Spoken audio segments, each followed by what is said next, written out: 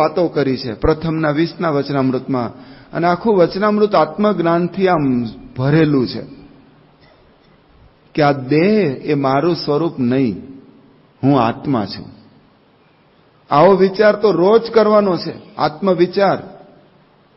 આ દેહ છે ને એની સાથે કેટલાક દોષો જડાયેલા છે, જ્યારે આત્મામાં કોઈ દોષ નથી. આત્મામાં કેવળ ગુણો જ છે. મહારાજે વ્યક્તિ આપી કે આ દેહ છે ને એટલે જન્મ આવે, મરણ આવે, વૃદ્ધાવસ્થા આવે અને જાત જાતના ભાવો આવે, રોગ આવે. આત્મામાં કશું જ નથી. આત્મા તો જ્ઞાનરૂપ છે, સચ્ચિદાનંદ રૂપ છે, સુખરૂપ છે, અજર અમર છે. આ બધી વાતો કરી પછી મહારાજે સમજાવ્યું છે, બહુ અદ્ભુત જ્ઞાન આપ્યું છે. મહારાજ કે જ્યાં સુધી પોતાને દેહરૂપ માનશે ત્યાં સુધી એ દુઃખમાંથી ક્યારેય બહાર નહીં આવી શકે. જે વ્યક્તિ આ શરીરને પોતાનું સ્વરૂપ માનતો હોય એ સદા દુઃખી, એ દુઃખમાંથી ક્યારેય બહાર ના આવી શકે. હવે આપણને કોઈ એમ કહે તું કાળિયો છે, એટલે પાછું મૂડ ઓફ, એટલે કે મને કાળિયો કીધો. ભાઈ જેવો રંગ છે એવું બોલ્યા, એમાં શું હવે?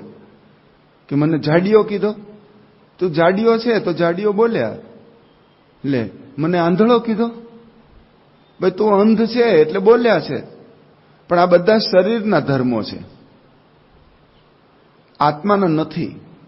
જો હું એમ માનું કે હું આત્મા છું તો આ બધી ઉપાધિ જતી રહી, આ બધા દુઃખ જતા રહ્યા કે આ શરીર છે, જે બોલવું હોય એ બોલે. હું આત્મા છું અને આત્માનો એકેય ધર્મ નથી.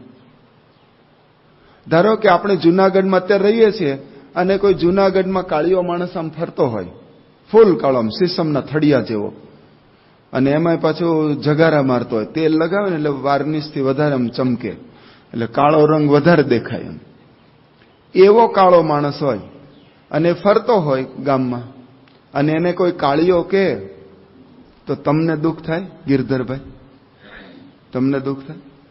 તમને થાય કે ઓય તો કાળિયો છે એટલે કીધો, એને મારે શું લેવા? અમે ખાલી એક નગરમાં રહીએ છીએ એટલું જ, બાકી એને મારે કાંઈ નિસ્બત નથી. બસ એમ આપણે સાથે રહીએ છીએ આ શરીર અને આત્મા, એટલે ભલે ને શરીરને કોઈ કાળિયો કે, હું તો એનાથી ન્યારો આત્મા છું. અમે બે એક નગરમાં રહીએ છીએ એટલું જ, બાકી મારે એને નાવા નીચોવાનો સંબંધ નથી, કંઈ જ નથી. તો આ બધા ધર્મો છે, કોઈ બ્રાહ્મણ, વાણિયા, પટેલ, આ બધા દેહના ભાવ. આ જાડો, પાતળો, કાળો, ગોરો, એ બધા દેહના ભાવ. એટલે એવી રીતે કોઈ આપણને શબ્દ મારે તો જરાય વિચલિત ન થવું, કે હશે બોલે, મારે એને શું લેવા દો. બીજો ધર્મ છે ઇન્દ્રિયોનો, એ પણ આપણે જુદા છે. હું આત્મા, ઇન્દ્રિયો જુદી છે. કોઈ કે આ બહેરો છે, આ મૂંગો છે, આ બોબડો છે, તોતડો છે, એ જે કેવો હોય કે, મને નથી કહેતો, હું તો આત્મા છું. આ ઇન્દ્રિયોના ધર્મ છે. આ કાણીઓ છે કે લૂલો છે, બધા ઇન્દ્રિયોના ભાવ છે. આપણને શું અડે? આપણને શું લાગે વળગે? એટલે કોઈ દિવસ એવા શબ્દોથી પણ આપણે દુઃખી ન થવું. બોલે, એને અજ્ઞાન છે, એને આ બધું એકાકાર છે એટલે ભલે ને બોલતો, પણ મને પોતાને તો ખબર છે ને હું કોણ છું. ઘણીવાર આપણને પોતાને અનુભવ કે હું ભૂખ્યો છું, હું તરસ્યો છું, મેં ખાધું નથી, એટલે હું શું થશે? ભાઈ એ તારા ધર્મો નથી. આ ભૂખ, તરસ ને બધા તો પ્રાણના ધર્મો છે. એ પ્રાણને હું જુદો છીએ, એ પણ મારે વિશે આ ભાવ નથી. ઘણાને એવો વિચારે કે હું તો બહુ કામી છું, હું બહુ લોભી છું, હું દંભી છું, માની છું, કપટી છું, ઈર્ષાળુ છું. એ પણ આપણા ભાવ નથી. આપણું ઓરિજિનલ સ્વરૂપ એ નથી.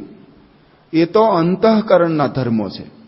અંતઃકરણમાં વિચારો આવે એટલે કે મન, બુદ્ધિ, ચિત્ત, અહંકાર, મને કદાચ એવી લહેરખી પણ પસાર થઈ જાય, પણ તમારું મૂળભૂત સ્વરૂપ એ નથી. જે મૂળભૂત સ્વરૂપ હોય ને સદાય સાથે હોય. તમે એમ ક્રોધી છો એમ માનતા હો તો બતાવો, લો તમારો ક્રોધ ક્યાં છે?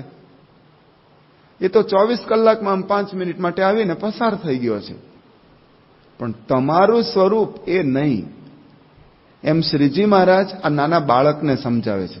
આપણને લાગે કે આ બાળમંડળમાં તો વાત કરવી જ પડે, એવું નથી. મોટા મોટા પરમહંસોને પણ આ વાત કરી.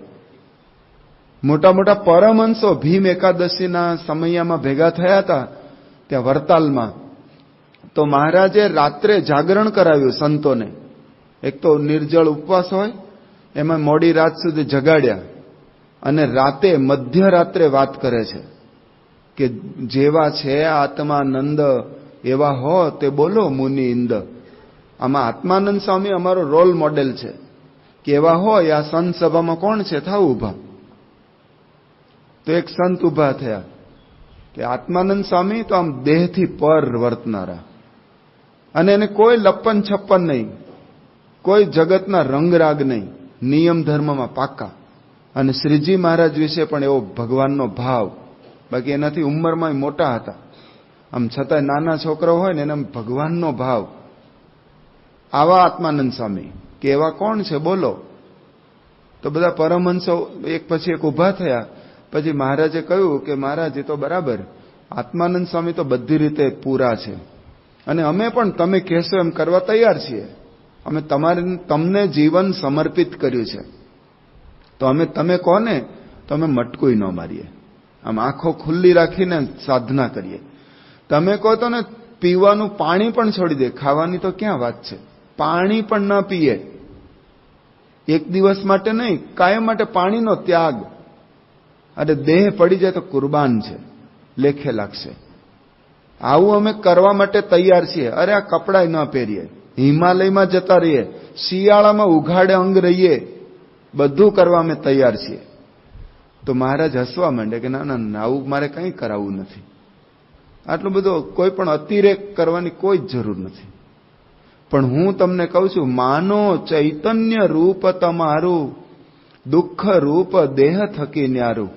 મેં જાણ્યું છે એક એકથી અધિક છો તમે, એવું જાણ્યું છે જરૂર અમે. પણ એક વાત કહું માનો તેહ, આપણે આત્મા નહીં દેહ. આપણે આત્મા છીએ, બસ આ એક માનો. આ બીજી સાધના એની અંદર સમાઈ જાય છે. મારે જુદી જુદી સાધના કંઈ કરાવવી નથી.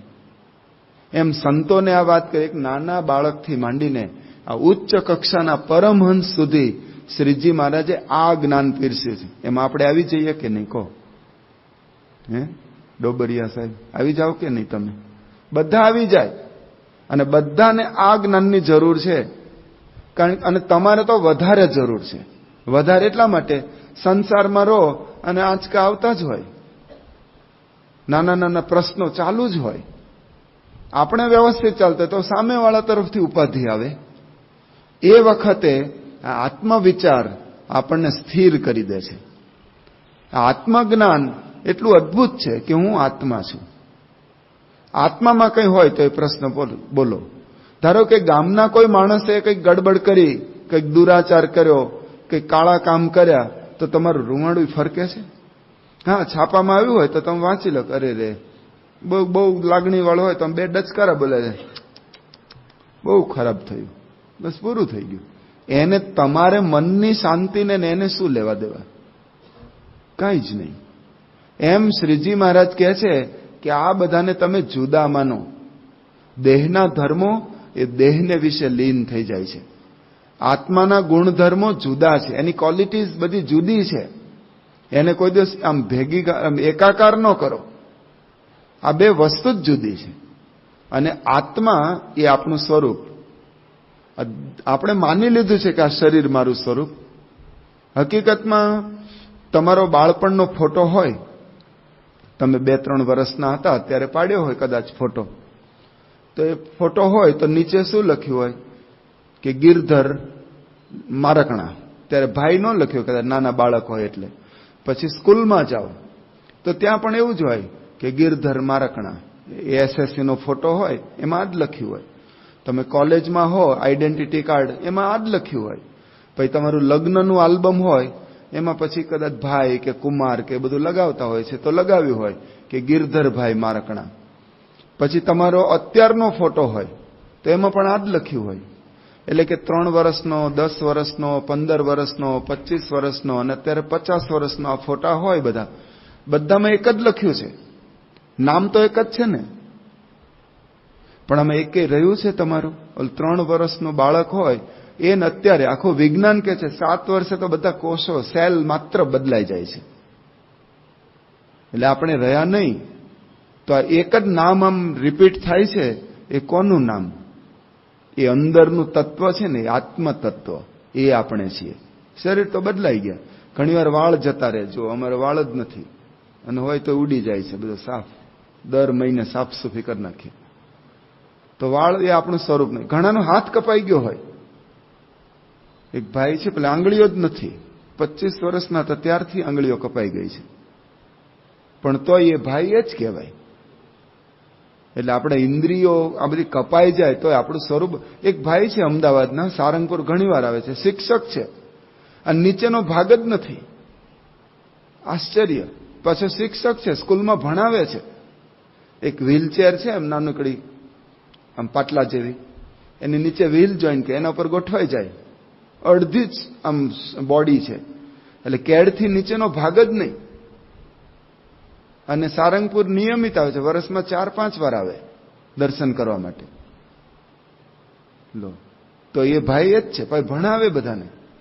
એના વિદ્યાર્થીઓ અમદાવાદની એક સ્કૂલમાં નોકરી કરે છે, અને હવે 1-2 વર્ષ છે હજી, પછી નિવૃત્ત પણ થઈ જશે. વર્ષોથી ભણાવે છે. તો શરીર જ નથી, પણ પોતે આત્મા છે. તો એમાં આપણને પણ રિયલાઇઝ થવું જોઈએ કે હું આત્મા છું. તો આ કોઈ શબ્દ મારે ને તો આપણે તરત જ બાજુ મૂકી દઈએ. આ ટેકનોલોજી છે, પ્રમુખ સ્વામી મહારાજની ટેકનોલોજી છે. કોઈ ગમે તે માન અપમાન કરે, મને ક્યાં અડ્યું છે? અડે તો નહીં. એટલે સ્થિર રહેવાય, શાંતિ રહે, આપણા હૃદયમાં ક્યારે દુઃખનો અનુભવ ન થાય. એના માટેનો આ એક માસ્ટર કી, આ ઉપાય છે કે આ એક આત્મવિચાર કરવો. સ્વામિનારાયણ ભગવાને તો આપણને આ જ્ઞાન આપ્યું છે. ગુણાતીતાનંદ સ્વામી આ ચાલુ રાખ્યું. અહીંયા જુનાગઢમાં જ રોજ બ્રહ્મ પડછંદા સ્વામીની વાતો, અને એમાં આત્મા પરમાત્માની જ વાતો હોય. આપણે તો ક્યારેક ઓલો સિકંદરની વાત કરીએ ને અમેરિકાના પ્રસંગો કહીએ, એવું ગુણાતીતાનંદ સ્વામીની વાતોમાં કાંઈ જ ન આવે. સીધી આમ નિશાન ઉપર વાતો. એ વાત ગુણાતીતાનંદ સ્વામી કરતા હતા, એમાં આત્માની વાત કરી કે આવી વાતો થઈ. એટલે એક રયા ભગત હતા, મંદિરમાં જ સેવા કરે. એટલે સ્વામી આમ કથા પૂરી થઈ ને પછી કે રયા ભગત, તો સ્વામી આગળ આવ્યો, આમ નજીક આવીને કે સ્વામી તમે આ રહ્યો કે રહ્યો કોણ? આ હાથ રહ્યો, આ પગ રહ્યો, આ મોઢું, આ શરીર કોને રહ્યો? કે હું તો આત્મા છું. હા ભારે, અમે એક જ દિવસમાં જ્ઞાન સિદ્ધ થઈ ગયું.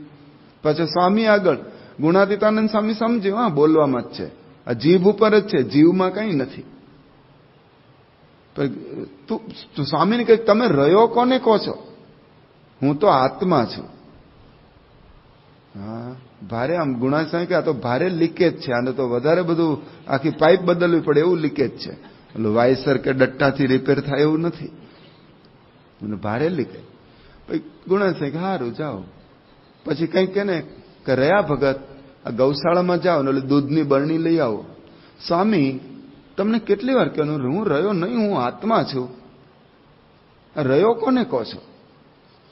રહ્યા ભગત વાડીએ જાઓ, આ ઘાસચારો લાવવાનો છે ગાયો માટે.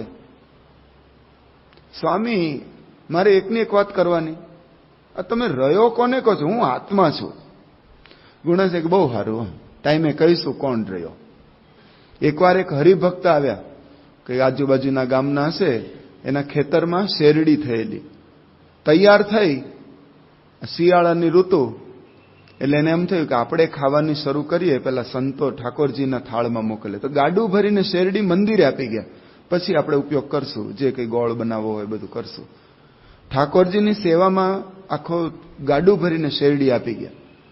તો ઠાકોરજીને ધરાવી માંદડિયા કરીને પછી સ્વામી બહુ મોજમાં હતા, અને હરિભક્તો બધો ભાવથી લાવેલા, એટલે બધા સંતોને આમ બોલાવ્યા કે આવો, અને પોતે જાતે આમ એક એક બે બે સાંઠા આપ્યા કે લો શેરડી જમો, આનંદ ઉત્સવ કરો, આજે છૂટ જમો, આજે ભલે ને પર્વ હોય, વ્રત ચાલતું હોય, પણ તોય જમો. બધા સંતોને આપી, બધા સંતોને આ શેરડી આપી. સ્વામીને ખબર હતી કે રહ્યા ભગત જરા બહાર ગયા છે, હવે એને તો મોઢામાં દાંતય નહોતા, પણ કે તોય આપણે શેરડી તો રાખીએ. એટલે સ્વામીએ પોતાની ગાદી નીચે કટકા કરાવીને નીચે મુકાવી રાખ્યા. એટલે પછી બધા સંતોએ, પાર્ષદોએ, હરિભક્તોએ બધા શેરડી જમ્યા, બહુ રાજી થયા બધા. સ્વામીએ જાતે આપેલી પ્રસાદી જમ્યા. અને પછી રહ્યા ભગત આવ્યા વાડીએથી અને જોયું તો ઠેર ઠેર પેલા કૂચાના છોતાના ઢગલા હતા. ઓહ, આટલું બધું શું થયું? એ કે લે, તમને ખબર નથી, સ્વામીએ આજે તો બધાને જાતે પ્રસાદી આપી શેરડી, અને અમે બધા જમ્યા. તમે ક્યાં હતા? એ કે હા જો ને, તરત જ આમ ધુઆ પુઆ થતો આવ્યો સ્વામી આગળ. જયારે કઈ કામ હોય ત્યારે રહ્યો, જયારે કામ હોય તો રહ્યા ભગત દૂધ લઈ આવો, રહ્યા ભગત વાડીએ જાઓ, રહ્યા ભગત આંટો ફેરો કરો. અને આ શેરડી આવી ત્યારે યાદ ન આવ્યો રહ્યો? તો સ્વામી કે કેમ એવું કહો છો? કે આ શેરડી બધા જમ્યા, બધાને આપી, તો મને ન સંભાળ્યો? સ્વામી કે મને ખબર જ હતી તમે આવવાના છો. જો આ શેરડી રાખી જ છે, કાઢીને લો, આ તમારા માટે. તમારા માટે મને ખબર છે તમને આ દાંત નથી, પણ તોય શેરડી માગશો જ. એ કે આપું તો હું આપું ને બીજાને, પછી ગમે ને આપું, પણ મારા ભાગની તો મને મળવી જ જોઈએ. એટલે આપી, લો આ આપ શેરડી. પણ તમે 2 દાડા પહેલા કહેતા હતા ને, કોણ રહ્યો, કોણ રહ્યો? આ બોલે ને એ જ રહ્યો.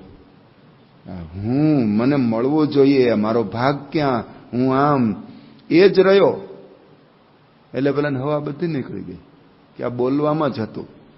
અરે બોલવામાં હોય ને, શરૂઆત તો એવી જ હોય, પણ તોય આપણે ક્યારેક એકવાર દિવસમાં બોલી જવું, સવારે, બપોરે, સાંજે, કે હું આત્મા છું, તોય ઘણું આગળ વધાશે. પણ આ આત્મવિચાર એ શ્રીજી મહારાજે આપણને આપ્યો છે. જો આત્માનો વિચાર હોય ને તો આપણને ક્યારેય આમ ગ્લાનિ ન પમાય. ગ્લાનિ એટલે ક્યારેક આમ શોક ન વ્યાપે. અરે ઘરમાં એવો મરણનો પ્રસંગ બન્યો હોય, અને બને જ છે અને બનવાના જ છે, કારણ કે કોઈ અમર તો રહેતું નથી. એટલે એ વખતે પણ આપણે સ્થિર રહી શકીએ કે હું આત્મા છું. આ દેહના સંબંધો હતા અને આટલો ઋણાનુબંધ હતો આપણો, એ પૂરો થયો. હવે એમના રસ્તે, આપણે આપણા રસ્તે. આવું બોલવાનું નથી હોતું, પણ સમજવાનું હોય છે. અને આવું સમજીએ ને તો શ્રીજી મહારાજ પણ રાજી થાય છે કે આત્મા રૂપે વર્તે. એ જ મહારાજ કે નહીં તો જો આત્મા રૂપે નહીં વર્તતો હોય તો એનું રૂપ સત્સંગમાં ગમે ત્યારે ઉઘાડું થયા વિના રહેશે નહીં. અંત્યનું 21મું વચનામૃત. આપણું રૂપ ગમે ત્યારે ઉઘાડું થઈ જશે, આ રહ્યા ભગતની જેમ ગમે ત્યારે બહાર આવી જશે પોલ. એટલા માટે મહારાજે આપણને આ જ્ઞાન આપ્યું છે. બીજું એક ચરિત્ર યાદ કરીએ. મહારાજે ત્યાં ગઢડામાં સભા ભરીને બેઠેલા, લીમડાની નીચે જ. આ દ્રશ્ય અહીંયા આપણને રોજ દર્શન થાય છે. તો આવી રીતે વૃક્ષ નીચે સભા કરતા. અને આપણી સંસ્કૃતિમાં પણ જુઓ તો વૃક્ષ નીચે જ બધું જ્ઞાન પીરસાયું છે. બૌદ્ધ સંપ્રદાયમાં જાઓ તો બોધિ ગયાનું એક વૃક્ષ, ત્યાં જ બુદ્ધને સાક્ષાત્કાર થયેલો. તો વૃક્ષનો મહિમા વધારે છે. અને આ લીમડાનું વૃક્ષ પ્યોર આયુર્વેદિક. એમાં શ્રીજી મહારાજ એમની નીચે બેસીને બધાને જ્ઞાનનો સાક્ષાત્કાર કરાવે છે. તો રોજનો આ ક્રમ, એમાં ગામમાં ગઢડામાં જ એક ડોસી મારે, ડોસીમાં, અને આમ દર્શન કરવા આવે. રોજ એનો નિત્ય ક્રમ, સવારે આવે, દર્શન કરે, કથામાં બેસે અને વિદાય લે. એકવાર મહારાજે પૂછ્યું કે ડોસીમાં મરણ મૂડી કેટલી? જો પૈસાની બાબત આવે ને એટલે બધું જ એના આખું તંત્ર રીસેટ થઈ જાય. આમ બીજું બધું ભૂલાઈ જાય. પણ આ બાબતમાં એકદમ પૈસાની વાત આવી ને એટલે તરત ડોસીમાં આમ જવાબ આપવાનું બદલે આમ જોયું, કહો આ તો મંદિર બંધાય છે. એટલે એનો ગણતરી ચાલુ થઈ ગઈ, અંદરની પ્રોસેસ ચાલુ કે મરણ મૂડી પૂછી, આ મંદિર બંધાય એટલે હમણાં મારી આગળ રૂપિયા માગશે. તો બીક લાગે. એટલે શ્રીજી મહારાજે કહ્યું મરણ મૂડી કેટલી? એટલે આ ડોસીમા પાસે એ જમાનામાં 10,000 રૂપિયા હતા. એટલે બહુ માલદાર કહેવાય. એ વખતે તો 1 રૂપિયો આમ મોટો ગાડાના પૈડા જેવડો કહેવાય. એમાં 10,000. પણ એને કહ્યું કે હું બધી વાત કરીશ ને તો શ્રીજી મહારાજ મારી પાસે માગશે. એટલે એને અડધી રકમ રજૂ કરી કે મહારાજ મારી પાસે 5,000 રૂપિયા છે. એટલે મહારાજ કે લઈ આવજો, અમારે જરૂર છે, બધા લઈ આવજો, 5,000. એટલે ડોસી રાજી થઈ, હારું ને મેં 10,000 ન કીધા, નહીં તો સાધુ બાવા બધું ઉપાડી. અને વ્યવહારની ખબર પડે કે નહીં કઈ? અમારે ગ્રહસ્થન તો કઈ કેટલી જરૂર પડે પૈસાની. એટલે 5,000 મેં કીધા, એ બરાબર થયું, સારું થયું. ઘરે ગઈ, 2 ભાગ કર્યા, 5,000 રૂપિયા લઈને શ્રીજી મહારાજને આપી ગયા. તો મહારાજ કે હરજી ઠક્કર, આ રૂપિયા રાખી મૂકજો. એ કારભારી હતા, એ ડબ્બો રાખી મૂકજો. બીજે દિવસ પેલી ડોસી આવી, એ તો રોજ આવતા હતા એ ડોસીમાં, અને આવીને સીધી પોક મૂકી, મહારાજના ચરણારવિંદમાં આવીને પોક મૂકી કે મહારાજ લૂંટાઈ ગઈ, ધાડું પડ્યું, ચોરી થઈ ગઈ, ચોર આવ્યા, રૂપિયા જતા રહ્યા. મહારાજ કે ના ના ના, એવું છે નહીં, આ તો તમે ભૂલી ગયા, આ ઉંમર થઈ ને એટલે તમે ભૂલી જાઓ. અમે 60 વર્ષે બધું B12 ઘટી જાય એટલે યાદ શક્તિ બધી જતી રહે, બધું ઘણા બધા પ્રશ્નો હોય. કે તમારે એવું નથી, તમારી તો મરણ મૂડી ગઈકાલે અમને આપી ગયા છો, આ 5,000 રૂપિયા અમારી આગળ છે. કે ના ના, એ તો મને પાકી ખાતરી છે, મેં તો લખાવી રાખ્યું છે 5,000 કયા દિવસે આપ્યા. પણ બીજા 5,000 ની હું વાત કરું છું. એ મારા પટારામાં હતા, રાત્રે ચોર આવ્યા, બોલે નળિયા ખસેડીને અંદર પડ્યા, પટારો તોડ્યો, ગાદલા બધું ગોદડા બધું આઘું પાછું કરીને આખો ડબ્બો 5,000 રૂપિયાનો એ લઈ ગયા. આ તો સવારે ખબર પડી, આ પટારો ઉઘાડો અને ગોદડા અસ્ત વ્યસ્ત, એટલે ખબર પડી પૈસામાં તો બહુ પાકી છું હું. એ 5,000 મારા ચોરાઈ ગયા, એનું આ રડું છું. શ્રીજીમાં કે હરજી ઠક્કર, પેલો ડબ્બો લાવો. પછી ડોસીમાન કે લો આ તમારા 5,000 પાછા.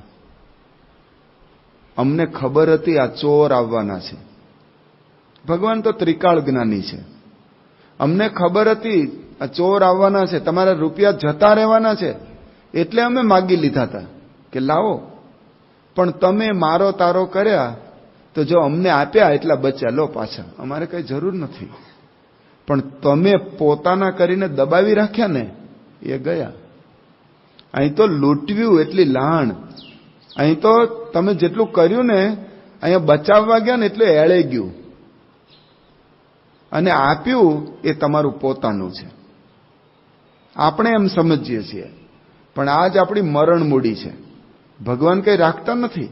કોને રાખ્યા, ક્યારે રાખ્યા? કોને? તમે સેવા કરી હોય, ધારો કે કોઈ બહુ મોટી ફિગરમાં સેવા કરી છે, આપણું મંદિર મહોત્સવ ચાલતો હતો ત્યારે, અને પછી પણ નાની મોટી સેવા ચાલુ જ છે આપણે, પણ એ સેવામાં તમે લૂંટાઈ ગયા એવું કોને લાગ્યું છે? કોને અનુભવાય? ઉલટાનું જે હતું એના કરતાં સ્થિતિ ઊંચી ગઈ છે. પેલા સ્કૂટર લઈને ફર્યા, તો મોટરો વાળા થયા છો. પેલા ભાડાના મકાનમાં રહેતા હતા તો ઘરના બંગલા થયા છે. અત્યારે પેલા તો આમ નોકરીમાં કે જે કંઈ આપણે ધંધો કરતા થોડું કમાતા હતા, વધુ કમાયા છો. એ ભગવાને જ આપ્યું છે ને. તો અહીંયા આપવાથી કઈ લૂંટાઈ જતા નથી. શ્રીજી મહારાજ કહે છે આ એક ચરિત્ર તો એક સેમ્પલ છે, પણ એ આપણા જ જીવન પ્રસંગો બનતા હોય છે. આપણને એમ કે મેં આ બધું આપ્યું એટલે હવે મારું શું? જે ઉલટાનું રહ્યું છે ને, એ યોગીજી મહારાજ તો કે દે ગયા સો લે ગયા. જેને ભગવાનને આપ્યું ને એ જ ખરેખર લઈ ગયો છે. ખા ગયા સો ખો ગયા, અને લે ગયા જખ માર ગયા. આ યોગી બાપાનું સૂત્ર છે. આ બધા સોરઠી સંતો અહીંયા બધી જુનાગઢમાં વાત કરતા હશે, એટલે એ બધી વાતો યોગીજી મહારાજે આપણને પીરસી છે. પણ આપણને અહીંયા પૈસા લેવાની વાત નથી. પણ ક્યારેક આવું પર્વ આવે અને ક્યારેક કોઠારી સંતો અથવા આવી રીતે મંડળ વિચરણ કરતા સંતો આપણી પાસે આમ સેવાની વાત કરે ને તો રાજી થવું. અરે આટલા બધા હરિભક્તો છે ને, મને કહ્યું મારા ભાગ્ય ક્યાંથી? અને આ હું, તમે બેંકમાં જાઓ, બેંકની અંદર અવારનવાર આપણે જઈએ છીએ, અને પેલું ચેકબુક ને પાસબુક ને બધું હોય છે, એકાઉન્ટ આપણો હોય. તો બેંકમાં મારે આ વખતે રૂપિયા 1 લાખ રૂપિયા હું બેંકમાં મૂકવા ગયો, તો હું એમ માનું છું કે હા મેં આ લોકોને બહુ દાન કરી દીધું, દાન કર્યું. અરે આપણે મૂકવા જઈએ છીએ, ખબર છે બેંકમાં મૂકીશ તો અનંત ગણું થઈને મને પાછું મળે, સચવાશે તો ખરું જ, પણ વ્યાજ સહિત મને મળશે. તો આ તો બેંકની બેંક છે, બેંકવાળા અહીંયા આવે છે મૂકવા માટે. આ સોરઠની જ વાત કરું. અહીંયા ગુણાતીતાનંદ સ્વામીના સમયમાં બધા પટેલાઓ આજુબાજુના ગામો હોય ને, અમરેલી જિલ્લા, જુનાગઢ જિલ્લાના બધા ગામડામાંથી આમ સિઝન પૂરી થાય એટલે બધા ગાડા ભરી ભરીને અનાજ લઈને અહીંયા આવે. કેમ? સ્વામીને અર્પણ કરવા માટે. ગુણાતીતાનંદ સ્વામી કે મેં સત્સંગ એવો કરાવ્યો છે ને આ સોરઠમાં, કોઈ દાડો ધર્માદાની વાત જ નથી કરી, પૈસાની વાત જ નથી કરી. લોકો સામે ચાલીને આ ગાડા અહીંયા ઠાલવી જાય છે.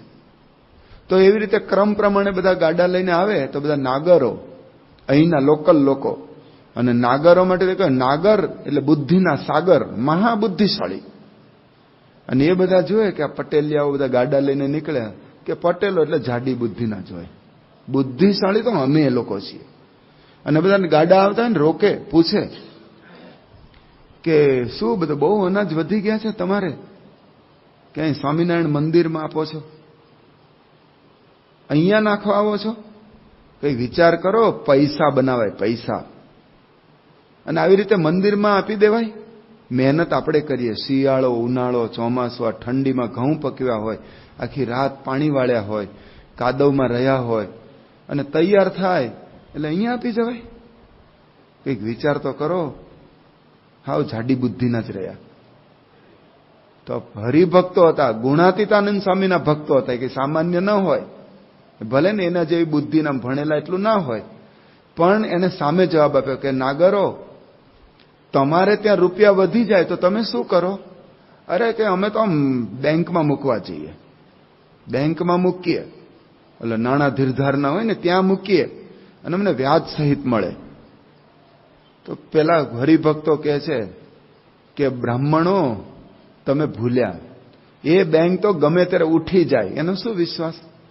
અમે તો આ સદ્ધર બેંકમાં મૂકવા જઈએ, અમારે આ દાણા વધ્યા છે, આ 10મો ભાગ, તો અમે આ સદ્ધર બેંકમાં મૂકીએ છીએ. અને સદ્ધર બેંકમાં મૂકીને અમે આ અમારું અનાજ વધારીએ છીએ. કેવી રીતે? ત્યારે અમે આપીએ છીએ ને આ સંતોને ઠાકોરજીના થાળ માટે, તો અનંત ગણું અમને આપે છે. જો ને આ ઉપજ અમારા ગામમાં જ બીજા બધાને પાક્યા હોય અનાજ, પણ એના કરતા અમારી વાડીમાં, અમારા ખેતરમાં વધારે પાક્યા છે. આ ગુણાતીત બાપાની અમારા ઉપર મહેર છે, આ કૃપા છે. આ તો અમે યત્કિંચિત આપવા માટે આવ્યા છીએ, એમણે અમારી આગળ માગ્યું નથી, માગતાય નથી, પણ અમે અમારું ઋણ અહીંયા અદા કરવા માટે આવ્યા છીએ, એમ કહીને જવાબ આપ્યો. તો નાગરો ચૂપ થઈ ગયા કે આ સ્વામિનારાયણને કોઈ પહોંચે નહીં, તો શા માટે? ખબર છે તો પાછા આમ અડપલા કરો છો. એક તો આપે નહીં, અને આપતા હોય એમાં આડા ફરે. દેવાનંદ સ્વામી કહે ને, પુણ્ય કર્યાનું પાડોશીને ત્યાં આડો ફર્યો. આવા માણસો હોય અમુક, આપે નહીં પણ બીજા આપતા હોય ને પાછા પાડે. કે સ્વામિનારાયણ મંદિર સોનાના સિંહાસન છે, સોનાના કળશ છે, સોનાના ધજાદંડ છે, અને સંતો આ મોટરમાં વિચરણ કરે છે. હવે ત્યાં શું ખોટ છે? અને તમે આપવા જાઓ છો. અહીંયા ખોટ નથી, અમારી ખોટ પૂરી કરવી છે ને એટલે અમે આપવા જઈએ છીએ. આ ભગવાન કોઈનો પાડ રાખતા જ નથી. અમારે વધુ જોઈએ છે, વધારે લાલચ છે, તો આ સ્કીમમાં અમે ઝંપલાવ્યું છે. એક મુસલમાન સંતની વાત બહુ પ્રસિદ્ધ છે, કદાચ તમે સાંભળી હશે.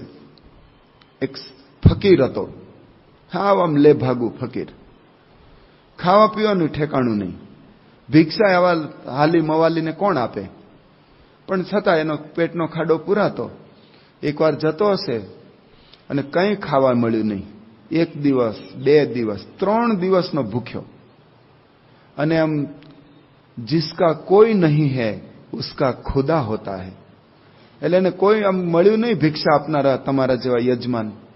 એટલે એને ભગવાન યાદ આવ્યા અને એને પ્રાર્થના કરી, યા પરવરદિગાર तेरे दरबार में धन की क्या कमी है, या परवरदिगार तेरे दरबार में धन की क्या कमी है, उसमें से मुझे 1 रुपया दो तो मैं आधा रुपया आपके चरणों में खैरात करूंगा, दान આપીશ. તમારી પાસે આટલું અઢળક નાણું છે, 1 રૂપિયો તો મને આપ, આ ભૂખ્યો છું, અને જો આપીશ ને તો હું તને 50% પાછા આપીશ એમ, પણ મને રૂપિયો તું આપ. અને આગળ આગળ જતો હશે, ભગવાન એની પ્રાર્થના સાંભળી, આવી અંતરની આરઝુ ભગવાન સાંભળે છે. અને આમ ચાલતા ચાલતા ગયો ને તો એક રૂપિયાનો સિક્કો રસ્તામાં જ પડેલો જોયો એટલે રાજી થઈ ગયો અને આમ પૈસો હાથમાં લીધો અને કે યા અલ્લાહ તુને મેરી પ્રાર્થના સુની. અને પછી જેવો પૈસો હાથમાં લીધો ને એનું ચક્કર ફરવા માંડ્યું, મન બદલાઈ ગયું. નાણું દેખી મુનિવર ચડે. પૈસા જોઈને તો ભલભલાના મન આમ ચક્કર બદલાઈ જાય છે. તરત ભગવાનને મોટેથી બીજી પ્રાર્થના કરી, યા અલ્લાહ જાન तेरे दरबार में तो धन की क्या कमी है, उसमें से मैं 50 पैसा या इसमें से वापस दूं या न दूं, क्या फर्क पड़ता है तुझे. એટલે હવે નથી આપવા એમ ટૂંકમાં કહીએ તો, કે તારી આગળ તો અઢળક નાણું છે, લક્ષ્મી તારી અર્ધાંગના છે, અને એમાંથી હું 50 પૈસા તને પાછા આપું કે ન આપું એમાં શું ફરક પડે છે. એટલે એમ સમજી લો કે હું નહીં આપું એમ. એટલે રૂપિયો ખિસ્સામાં મૂકી દીધો અને ચાલતો ચાલતો આગળ જતો હતો. એમાં ભૂખ્યો તો હતો જ 3 દિવસનો, અને એમાં કંઈક આવું પ્રેમવતી જેવું જોયું, કંઈક નાસ્તા પાણી મળતો છે, સેવ ગાંઠિયા ને બધું, પેંડા ને એવું. એને થયું આપણે લઈએ. રૂપિયો આપ્યો અને કે 3 દિવસનો ભૂખ્યો છું, પારણા બાકી છે, આપ આ રૂપિયામાંથી સેવ ગાંઠિયા કંઈક આપ. તો પેલો વેપારી છે ને પાકો હતો, પ્રેમવતીમાં તો પાકો જ જોઈએ પાછો, નહીં તો બધું રૂપિયાનો કેટલો વ્યવહાર છે. એટલે એને રૂપિયો આમ હાથમાં લીધો તો આમ રૂપિયો જ હતો, બરાબર જ હતો, પણ આમ પલટાવ્યો તો એક બાજુ ઘસાઈ ગયેલો. એ કે આ સિક્કો ન ચાલે, લઈ જા, આમાંથી કઈ ન મળે. ઓલો કે ભૂખ્યો છું કંઈક આપને, બહુ આગ્રહ કે આ રૂપિયો ચાલેવો જ નથી, અને રૂપિયો કહેવાય. એ કે આપને ભૂખ્યો છું કંઈક, બહુ આજીજી કાકલુદી કરી. એટલે પેલે કીધું આઠાના તરીકે લઉં, આ ઘસાયેલું આઠાના તરીકે લઈશ. એ કે હા ભાઈ આપ, જે છે તું છે મારી પાસે, મારા માટે. એટલે મુઠ્ઠી ગાંઠિયાનું પડીકું હોય ને આપી, જા લઈ જા, આઠાનામાં કેટલું આવે, જા લઈ જા. એટલે ઓલું પડીકું લઈને ઝાડ નીચે બેઠો નાસ્તો કરવા, ભૂખ્યો તો છે જ. અને પાછો ભગવાનને યાદ કર્યો કે યા परवरदिगार तू तो बहुत होशियार निकला, तेरा हिस्सा तो तूने पहले से ही काट लिया, તું તો ભારે જબરો નીકળ્યો, તારો ભાગ તે તો એડવાન્સમાં કાપી લીધો. એડવાન્સમાં કાપી જ લે ને, તારા જીવન તો પહેલા કાપે. અને પછી ગાંઠિયા ખાઈને હાલતો થઈ ગયો. એમ આપણે પણ ભગવાનને પ્રાર્થના કરી છે, આપણે કરી જ છે, હે ભગવાન થોડા પૈસાનું સેટિંગ નથી, થોડા પૈસા પૂછે. આપણે આ ફકીરના ભાઈ જ છીએ, ભલે આવા ભગવા કપડા નથી પહેર્યા, પણ આપણે ફકીરની જેમ પ્રાર્થના કરી. અને આપણા ભગવાન બહુ દયાળુ છે, આપણને લક્ષ્મી આપે છે, આપે જ છે, અને અઢળક આપે છે. આમ છૂટા દોર મૂકે, તારે જોઈએ એટલા લઈ જા, એટલો છૂટો દોર મૂક્યો છે. એટલે પૈસા મળે ને એટલે આપણે ચડાયમાન થઈ જાય કે પૈસા ભગવાનને કહીએ ખરા, હું પૈસા આપ, હું સેવા કરીશ, સંતોને ધોતિયા ઓઢાડીશ, પારાયણ સ્પોન્સર કરીશ, પ્રસાદ આપીશ, રસોઈ આપીશ, ઠાકોરજીને વાઘા કરાવીશ. અરે બધા સંકલ્પો કરે છે.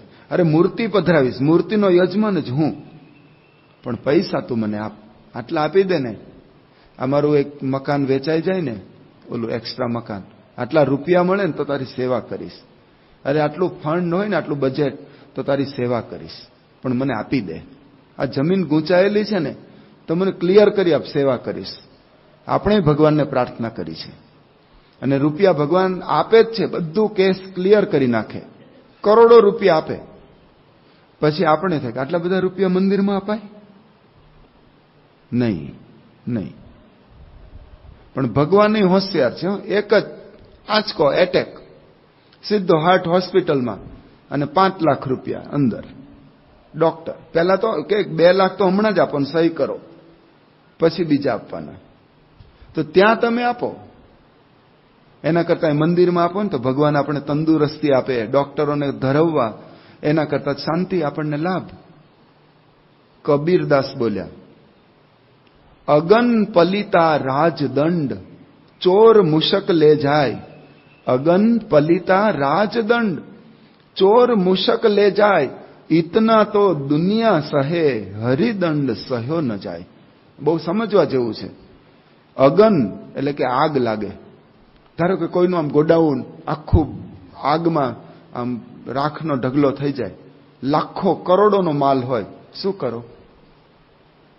તો આપણે કાઠિયાવાડમાં કે ને વાંકા વળીને તમે આપ્યું ને, ગુમાવ્યું ને, ગયું એમ, આગ લાગી તો શું કરો? પલિતો એટલે રોગ, પીળા પડી ગયા, ફિક્કા પડી ગયા, પાંડુ રોગ જેને કહે છે. તો પલિતા થયા. બીજો અર્થ કરીએ, પલિત એટલે કે ભૂત પલિત કંઈક વળગ્યું અને એ દોડધામમાં લાખો રૂપિયા ખર્ચી નાખ્યા, તો એ આપણે સહન કર્યા કે નહીં? રાજ અગન પલિતા રાજદંડ, આ ટેક્સ તો જાત જાતના ચૂકવીએ જ છે ને. ચોર મુશક લે જાય, આ ડોસીમાં જેમ ચોર લઈ ગયા તો ચોરી થઈ, લૂંટાઈ ગયા. અને આફ્રિકામાં તો રોજના કાર્યક્રમ છે. આ ગયા વર્ષે અમે વિચરણમાં ગયા હતા તો હરિભક્તો બધા આપણા ગુજરાતી જ ભાઈઓ, અહીંના જ આ જ વિસ્તારના બધા ઘણા હરિભક્તો ત્યાં છે, ચરોતરના પણ છે. તો કાળિયાઓ ત્યાંને ચકોરા કહે છે, મકોરા કહે છે, એટલે લૂંટારાઓ. ચકોરા મકોરા, એમાં ચકોરા છે ને એ લોઅર લેવલના છે. તમે ચાલ્યા જતા તો મોબાઈલ ખેંચી લે, સોનાની ચેન ખેંચી લે, કંઈક લેપટોપની બેગ ખેંચીને જતા રહે, એ ચકોરા. અને મકોરા એટલે હાઈ લેવલના. હાઈ લેવલના એટલે 5-7ની ગેંગ આવે, મોટર લઈને જ આવે. મોટર એ બરોબર જ હોય, પણ મોટર લઈને આવે. એમાં એક સતત ગાડીમાં જ બેસી રહે, ત્યાં જ તમારી દુકાન આગળ જ. પછી 2 દરવાજા ઉપર ઉભા હોય, એક પૂર્વ બાજુ ને એક પશ્ચિમ બાજુ, અથવા ઉત્તર અને દક્ષિણ, જે બાજુ રોડ હોય એ બાજુ. એટલે 3 તો એંગેજ થઈ ગયા અને અંદર 2 જણા ગયા. 2 જણો જો માલિક હોય ને, મુખ્ય, એના જ કપાળ ઉપર રિવોલ્વર, એના કપાળ ઉપર જ રિવોલ્વર. અને અથવા એને કંઈક નીચે સુઈ જા, ઊંધો સુવડાવી દે, મારું મોઢું ન જોઈ શકે, યાદ રાખે નહીં એટલા માટે, ને તો ફરિયાદ કરે. ઊંધો સુવડાવીને ઉપર જોડા સહિત પગ મૂકે અને ઉપર રિવોલ્વર તો ખરી જ. અને કે લાવ ચાવી. એટલે ચાવી લઈને ઓલો તો ઉભો જ છે, ઓલો જે એક 5મો માણસ છે એ બધું તળિયા ઝાટક કરી અને તરત જ ઓલાને સુવડાવી રાખે અને 5 ગાડીમાં રફો ચક્કર. આ રોજનો કાર્યક્રમ. ઘણીવાર ફરિયાદ કરવા જાય, આપણે પોલીસમાં કરે, પૈસા પાછા આવે ને તો હું એ જ ત્યાં જઈને પોલીસના ડ્રેસમાં, એ જ પોલીસ હોય. પોલીસ તંત્ર જ આ છે, આખું આવું અંધારું છે, અંધાર ખંડ જ છે. એટલે કંઈ છે જ નહીં. તો હરિભક્તોને આપણે કહ્યું આટલો બધો ત્રાસ, અને તમારે આવી ગમે ત્યારે કાળિયાઓ આવે એના કરતાં ઇન્ડિયામાં આવી જાવ ને, રાજકોટ ને જુનાગઢ ને અમદાવાદ ને, ત્યાં ધંધો કરે. અરે કે સ્વામી, આ તો વર્ષમાં 1 દિવસ લૂંટે, અમે તો એને 365 દિવસ લૂંટીએ છીએ વેપાર ધંધામાં. ધારો કે એક લોક હોય તો અહીંયા આપણી ભાષામાં કહું તો 500 રૂપિયાનું હોય, ત્યાં સીલિંગ છે, પણ 500 રૂપિયાનું હોય તો આપણે ગુજરાતી કોઈ પણ માણસ કહે ને, તમારી દુકાને પૂછ્યું કેટલું, કે 500 રૂપિયા. કે હા ઉભા રહો, આવું. બાજુમાં બીજી દુકાન હોય હાર્ડવેરની, કે ત્યાં વેચાતા હોય તો કે તાળું આપણને કેટલો, કે 300 રૂપિયા. તો આપણે ક્યાં લઈએ? કાળિયાને એવી બુદ્ધિ જ નથી, બુદ્ધિ જ નહીં. જે દુકાને જાઓ તમે કહો કેટલાનો ભાવ, તો એને કહો 1000 સીલિંગ, તો તરત આપી દે. અહીં હોવી જોઈએ ને. હોય 100 રૂપિયાનો માલ 1000-1000માં વેચે છે આપણા જ ભાઈઓ. આટલું આમ 900% માર્જિન વાળું. એ કે સ્વામી અમે તો નક્કી જ કરી રાખ્યું છે કે આવા 10 લાખ છે ને ધર્માદા ખાતે, કાળિયાવાનો ધર્માદો, એમ 10 લાખ જતા રહે કઈ વાંધો નહીં, અમે લાખો રૂપિયા એની આગળથી જ કમાયા છીએ, એટલે અહીંયા જ રહ્યા છીએ. પણ કહેવાનો ભાવ એ, આ ચોર મૂષક લે જાય, ચોર લઈ જાય છે તો આપણે સહન કરીએ જ છે કે ના, એટલા તો આપવાના જ હોય ને. મૂષક એટલે ઉંદરડાઓ. ઘણીવાર ઉંદરિયું વરસાય ખેડૂતો માટે, તો બધો અનાજ બધો ખલાસ થઈ જાય, પાક. તો કબીર કહે છે ઇતના તો દુનિયા સહે, આ તો આખી દુનિયા સહન કરે છે, પણ હરિદંડ સહ્યો ન જાય. પણ ભગવાનનો દંડ આપે, એટલે કે ભગવાનનો આ દાન ધર્માદો, તો તરત જ પાછો પડી જાય કે સ્વામી હમણાં સેવા કરી છે તો નહીં કરું તો ચાલશે? આ તો કે પછી વાત. આ તો સ્વામી કે ના ના ના, મને પોસાય એમ નથી, મારા બજેટમાં સેટ નથી. એટલે કહેનારા કોણ છે અને કોની જોડી માગે છે? આ કોના માટે માગે છે? એ સંત કહે છે કોઠારી, તો એના માટે માગે છે? એ ભગવાન માટે માગે છે. તો આપણે રાજી થવું. અને તમે બધાએ એવું સમર્પણ કર્યું જ છે, પણ ક્યારેક ક્યારેક આવો મનમાં આવો વિચાર આવી જાય ને, ત્યારે એની શુદ્ધિ માટેનો આ એક વિચાર છે. તો આપણે હોંશે હોંશે એને જ આપવું છે, એ પાછું આપશે, આપણે રાજી થવું. તો એવી સેવા તમે બધા કરો છો. અને આ શ્રાવણ મહિનામાં પણ નાની મોટી સેવાનો રોજ બધી જાહેરાતો પણ કરે છે. એટલે મહેન્દ્રભાઈ તો તૈયાર જ હોય કે તમારે સંતોન ધોતિયાની સેવા આમ કરો, પારાયણની સેવા આમ કરો. ત્યાં પર કાર્યકર જુદો હતો, બધા કાર્યકરો બોલતા જ હોય. પાછો મહિમા કહેવામાં આવે કે શ્રાવણ મહિનામાં સંતોને આમ જમાડવાનો તો બહુ મહિમા છે, એટલે રસોઈની સેવા કરો એમ. અને વાતય સાચી છે. એક છેલ્લો પ્રસંગ હોય જરા ઓવર ટાઈમ લઈને, પણ વલ્ભાચાર્ય નામના એક વૈષ્ણવના આચાર્ય થઈ ગયા, બહુ પ્રસિદ્ધ છે, જેને આપણે મહાપ્રભુ કહીએ છીએ. વલ્લભાચાર્ય કૃષ્ણને પ્રભુ કહે છે એ લોકો, પણ વલ્ભાચાર્યને મહાપ્રભુ કહે છે. એટલે કે ભગવાન કરતા પણ મોટો મહિમા આ આચાર્યનો. એ વલ્ભાચાર્ય જે એકવાર બેઠેલા પોતાની હવેલીમાં, તો એક તમારા જેવા શેઠ આવ્યા. એના આવો મહિમા કે આ શ્રાવણ માસ ચાતુર્માસ ચાલે છે. તેમણે આચાર્યને વાત કરી કે આચાર્યજી, મારે 100 માણસ જમાડવા છે, તો મારે કેવી રીતે જમાડવો, મને માર્ગદર્શન આપો. તો આચાર્ય જરા એનો વિચાર બદલી આપ્યો. એ કે 100 માણસોને જમાડવા એના કરતા એક બ્રાહ્મણને જમાડો ને. બ્રાહ્મણને જમાડે ને બ્રહ્મદેવ કહેવાય, ભૂદેવ કહેવાય, આ પૃથ્વીલોકના દેવો કહેવાય. એટલે બ્રાહ્મણને જમાડો તો તમને વધુ ફળ મળે, એક બ્રાહ્મણ જમાડો. તો પેલા શેઠ હતા એ કે સારું, હવે તમે કહ્યું તો બ્રાહ્મણ જમાડે. મારે 100 બ્રાહ્મણ જમાડ્યો છે, 100. પેલા ઉનેવાળ બ્રાહ્મણ સમાજની વાડી છે ને, એમાં જ જમાડે. ક્યાં ગયા નિર્મળભાઈ, ક્યાં બેઠા છે? હા, આપણે બ્રહ્મ સમાજને જમાડવો છે, 100 બ્રાહ્મણોને જમાડવા છે. તો મારે એટલે કહેવાનું ભાઈ, તો મારે ક્યારે જમાડવા? પૂનમને દિવસે જમાડવા, રક્ષાબંધન આવે છે ત્યારે, અથવા કઈ આઈટમ જમાડવી, એ તમે માર્ગદર્શન આપો એમ. તો પેલા આચાર્ય કે 100 બ્રાહ્મણ જમાડવા એના કરતા એક સંતને જમાડો ને, તો એનાથી વધુ ફળ મળે. તો પેલા વલ્ભાચાર્યએ આમ વાત કરી કે એક સંતને જમાડો. તો પેલો શેઠ કે હા, તો મારે 100 સંત જમાડવા છે, 100 સંતો મારે ક્યારે જમાડે? તો આચાર્ય રડવા માંડ્યા. વલ્ભાચાર્ય આમ ધ્રુસકે રડવા માંડ્યા. એટલે નગર શેઠ દુઃખી થઈ ગયા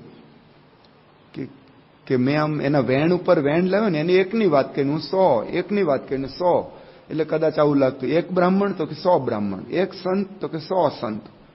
એટલે હું વચન ઉપર આ વચન લાવ્યો, વેણ ઉપર વેણ લાવ્યો.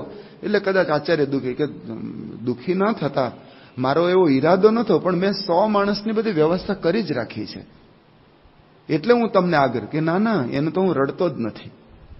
તમે મને આવું કહો એમ મને કેવું લાગતું પણ નથી. તો કે રડો છો કેમ? રડું છું એટલા માટે કે તે 100 સંતનો સંકલ્પ કર્યો કે 100 સંતોને જમાડવા છે. તો એવા સંતો 100 સંતો છે ક્યાં? આ 400 વર્ષ પહેલાની વાત કરું છું. એવા 100 સંત છે ક્યાં કે જેને જમાડવાથી ભગવાન જમે, જેને જમવાથી ભગવાન રાજી થાય, અથવા જેના મુખમાં, જેના પત્તરમાં, જેના મુખમાં તો ભગવાન સુધી પહોંચે? એવા 100 સંત છે ક્યાં? અને તે સંકલ્પ કરી નાખ્યો એટલે હું રડું છું. આવા 100 સંતને મળશે નહીં. અત્યારે કર્યો તો વાંધો ન હોય, તમે 900 સંતો છીએ BAPS પ્રમુખ સ્વામી મહારાજના, તો 900 સુધી વાંધો ન આવત. 1000 નો કરે તો રડત પાછા, કારણ કે 1000 નથી અમે. પણ અત્યારે એવા સંતો છે, તેની સેવા આપણે કરીએ છીએ. અને આ દાનનો પ્રવાહ તો તમારો ચાલુ જ છે. પણ આ તો વાત એટલા માટે કરી કે આ પર્વની અંદર આપણે નાની મોટી સેવા કરતા હોય તો ઘણા વચ્ચે આમ ટાંગ અડાડે કે આવું બહુ ખેંચાવાની જરૂર નહીં, બહુ કરવાની જરૂર નહીં, આપણને પાછા પાડે. તો આપણા મગજમાં ચિત્ર સ્પષ્ટ હોય તો આપણે સ્થિર રહી શકીએ ને એને જવાબ પણ આપી શકીએ કે તારે તેવડ ન હોય તો ન કરીશ, પણ કરે છે ને શું આડો ફરે.